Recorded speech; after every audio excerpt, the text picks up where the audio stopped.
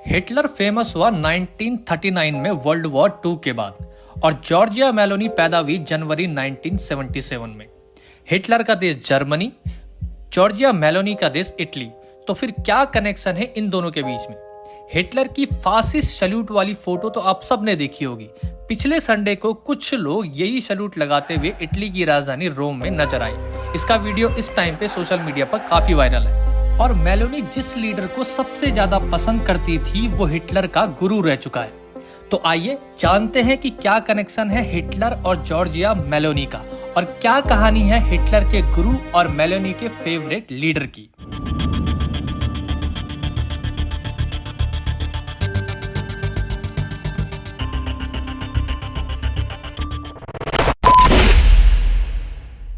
साल था 1922, महीना अक्टूबर और तारीख थी 22।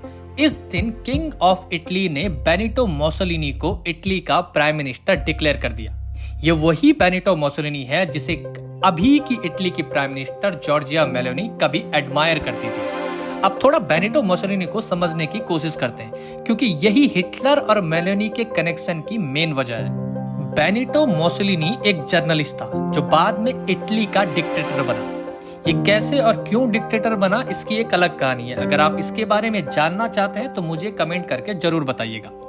मोसोलिनी की पार्टी थी नेशनल फासिस्ट पार्टी और इसने एक आइडियोलॉजी डेवलप की, फासिज्म। अब ये फासिज्म होता क्या है? तो बस आप इतना समझ लीजिए कि फासिज्म एक far right authoritarian ultra nationalist political ideology and movement था। इस टॉपिक पर मैंने डिटेल में एक वीडियो बनाया है, लिंक आपको डिस्क्रिप्शन में मिल जाएगा। हिटलर मोसोलिनी को काफी एडमायर करता था क्योंकि दोनों की आइडियोलॉजी लगभग सेम थी। एक फासिस्ट आइडियोलॉजी का था तो दूसरा नाजी आइडियोलॉजी का। दोनों का मकसद एक ही था, डिक्टेटरशिप, और दोनों वर्ल्ड वॉर II में एक साथ लड़े थे। इटली की पॉलिटिक्स को समझने वाले लोग ये कहते हैं कि जॉर्जिया मेलोनी भी काफी टाइम तक मोसोलिनी और उसकी आइडियोलॉजी को एडमायर करती रही।